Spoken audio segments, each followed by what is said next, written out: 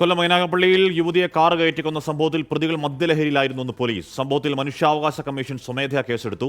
പ്രതി അജ്മലിനൊപ്പം കാറിലുണ്ടായിരുന്ന ഡോക്ടർ ശ്രീകുട്ടിയെ ആശുപത്രി മാനേജ്മെന്റ് പുറത്താക്കി.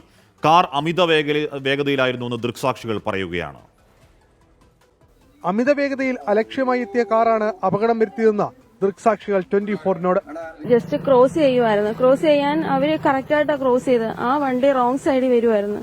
വന്ന് അവരെ ഇടിച്ചിട്ടപ്പോ ജസ്റ്റ് അടിയിലോട്ടൊന്ന് കയറിയതേ ഉള്ളൂ. ഞങ്ങൾ എല്ലാവരും ഇവിടെ കിടന്ന് കൂവി വിളിച്ചു പറഞ്ഞു, വണ്ടി എടുക്കല്ലേ എന്ന്. അയാൾ വണ്ടി ആ പുറത്തുകൂടെ എടുത്തതിന്റെ പേര് മാത്രമാണ് ഇത്ത മരണപ്പെട്ടത്. അപകടശേഷവും വാഹനം നിർത്താൻ തങ്ങൾ ആവശ്യപ്പെട്ടിട്ടും അജ്മൽ തയ്യാറായില്ലെന്നും നാട്ടുകാർ പറയുന്നു. ആക്സിഡന്റ് ഉണ്ടായി, അത് സ്വാഭാവികം. ആക്സിഡന്റ് ആയ വണ്ടി നിർത്തുന്ന 100 വട്ടം പറഞ്ഞാണ്. എന്നിട്ട് 3 റൗണ്ട് വണ്ടി ഈ കുഞ്ഞുമോളുടെ ദേഹത്തൂടെ കയറ്റി ഇറക്കി. ഈ തലയുടെ ഈ ഭാഗം മൊത്തം പൊളിഞ്ഞങ്ങ് പോയി, വണ്ടി കയറാതെ വന്നപ്പോൾ. മനസ്സിലായി? അവന്റെ അടിക്ക് ആവുന്നത്രയും പറയാം. അവന്റെ ഫ്രണ്ടിൽ ഞാൻ നിൽപ്പുണ്ട്, അവൻ എന്നെ ഇടിക്കാൻ പോയാണ്.